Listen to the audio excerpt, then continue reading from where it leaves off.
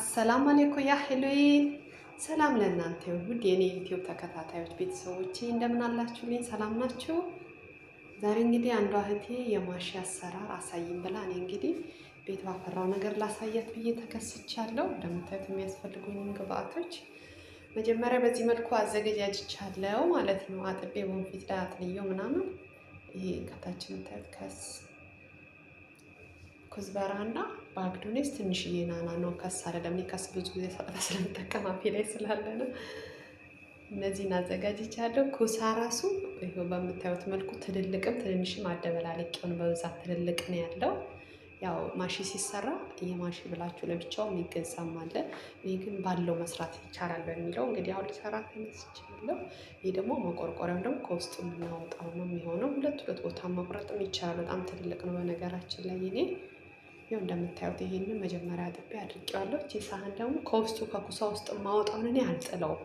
አንደኛ አፉ ላይ ከርንበታለሁ፣ ሁለተኛ ደግሞ ሽንኩርት እንዳገራችን ኢትዮጵያ ብዝት አድርጌ ያቁላለሁና ልክ እንደ ስጋ ጠብሰዋለሁ። በጣም አሪፍ ነው። ከኩሳ ውስጥ የሚወጣው ሻይ ታዲያ እየጠጣችሁ እየበላችሁ ልጆች ውሃና ሻይ ወይ ደግሞ የበለጠ ውሃ ግን እኔ ዛሬ ሻይ ስላሰኘኝ ሻይ ዝንጅብል አፍልቼ ቁጭ ብዬ እነዚህ ምክንያቱም ቁጭ ብለን በምንፈቀፈቅ እንዲሁ ከውስጥ ስናወጣ ጊዜ ስለሚፈልግ የሚጠጣ ነገር ግድ ይላል። እየጠጣችሁ ልጆች እየጠጣችሁ በምታዩት መልኩ እንደዚህ ተዘጋጅቷል ማለት ነው። ሁሉ ከውስጥ የወጣ አያችሁት። ይሄን አልጥለው፣ ብዙዎቹ ይጥሉታል። አረቦቹን ሴትዮዋም ትጥሏለች። እኔ ግን አልጥልም ለራሴ ስለምፈልገው።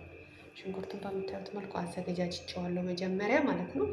ዘይቱን ተጠቀምኩት። ምክንያቱም ማሺ ነገር ዘይቱን ነው የሚፈልገው፣ የበለጠ ጣዕም ይኖረዋል።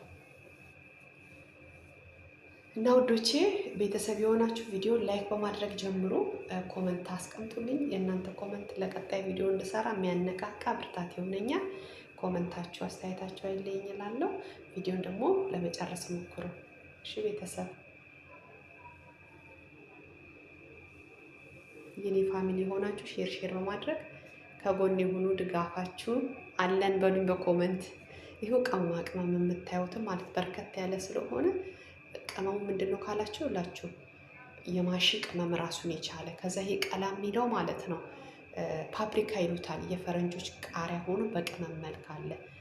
እነሱን ያጠቃለለ ከሞን 4 አይነት ቅመም የጨመርኩት አንዱ ራሱን የቻለ የራሱ ቅመም ማለት ነው። ማጂም እጨምራለሁ። የተፈጨ ማጂ አለኝ ግን አሁን አይደለም በኋላ ላይ የተፈጨ ስለሆነ ማለት ነው።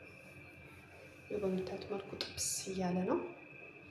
ቲማቲምም በመፍጫ መፍጨት ትችላላችሁ። እኔ ዝም ብዬ ጎረድ ነው ያደረኩት፣ ምክንያቱም የዚህ ሀገር ቲማቲም ወዲያው ነው ውሃ የሚሆነው። እናንተ እንደ ፍላጎታችሁ መስራት ትችላላችሁ።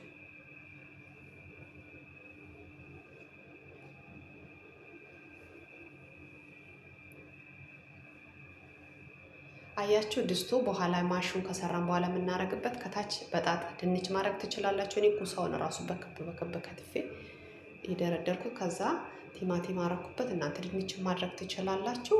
የፈለጋችሁትን አርግታችሁ ማዘጋጀት ትችላላችሁ ከታች ማለት ነው። እንደምን ልበላችሁ ስፍራ ነው ምንጣፍ እንደሚባለው። ይሄው በዚህ መልኩ ጥብስ እያለች እየተቆላላች ነው።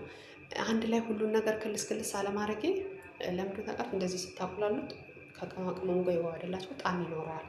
የበለጠ ቆንጆ ነው። በዛም ሰርቼ ስላየሁት ይሄው የተፈጨ ማጂ ነው። እሺ የተፈጨ ማጂ 2 ማንኪያ ጨምርበታለሁ። ማንኪያው ትንሽ ስለሆነች በትልቁ ማንኪያ አንድ በሉት። ከዛ እኔ የቃሪያ እናት ነኝ። ቃሪያና ሎሚ እኔ ጋር አይበረክትም። ቃሪያ ድጋሚ ክትፍ አድርጌዋለሁ። የሚያቃጥለው ቃሪያ አይደለም ታዲያ። እሱን ድቅቅ አድርጌ እንደ ቅመም መልክ ጣዕምም ስለሚሰጥልኝ ድጋሚ ጨምሬዋለሁ ማለት ነው በምታዩት መልኩ። ከዛ ገልበጥ እናደርግና ከደን ከፈት እያደረግን ይደርሳል ማለት ነው። ከዛ ጨው ስቀምሰው ስላነሰው ድጋሚ ጨው ጨመርኩበት።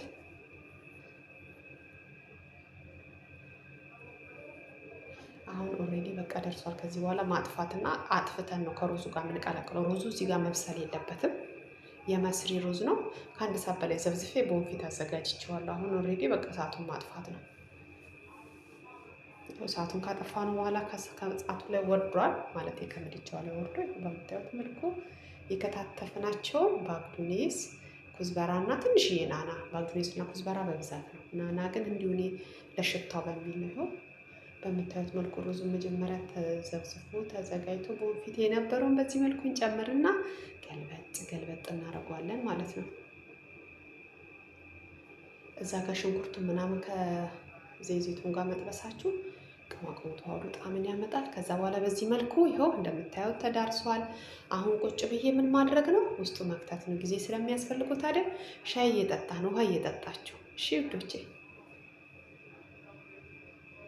ይኸው ድንችም አዘጋጅቻለሁ። ድንችም አለ፣ የቃሪያም አለ፣ የኩሳም አለ። ሶስት ጋር። ይሄ ደግሞ ቆንደ በርበሬና ዘይቱን እዚህ ጋር የምታዩት በትንሿ እቃ ያለችው። እሺ መጨረሻ ላይ ስለምጨምረው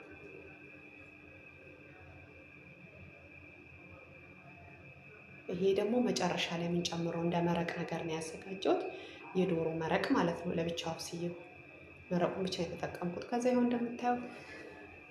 ይኸው እንደምታዩት ቁጭ ብዬ ማሸግ ጀምረ። መጨረሻ ላይ ያያችሁ ኩሳው እንዴት እንደሚጠቅም። አፉ በጣም ሰፊ ስለሆነ እንደዚህ ድፍን ይደረጋል። ሲበስልም ግንፍል ብሎ ወደ ላይ ሆንም በጥሩ መልኩ ይሆናል ማለት ነው። ከቃሪያ ነው እንግዲህ የጀመርኩት።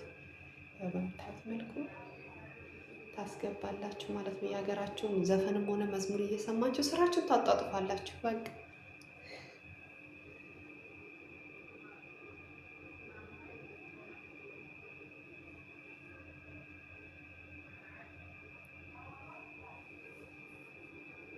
እና ቅድም ያሳየኋችሁ መረቅ ማለት ነው። ዶሮውን ጥጥብ ካረኩ በኋላ ቀቀልኩት። ከዛ ዶሮውን አጥቼ ኦቭን ውስጥ ከተትኩኝ ለብቻው ማለት ነው።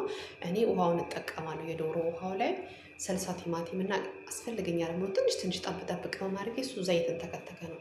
ከዛ ይሄን ከጨረስን በኋላ ብድግ አድርገን እዚህ ውስጥ እንጨምረዋለን። የዶሮ መረቅ መሆኑ ለዚህ ማለት በጣም ጣዕም ይሰጠዋል። ይሄው በምታዩት መልኩ ተጥዷል። አልቆ ተጥዶ የዶሮ መረቁም ተጨምሮ እሳት ላይ ነው ማለት ነው። ተክተክ እያለ ነው። በምታዩት መልኩ አያምርም?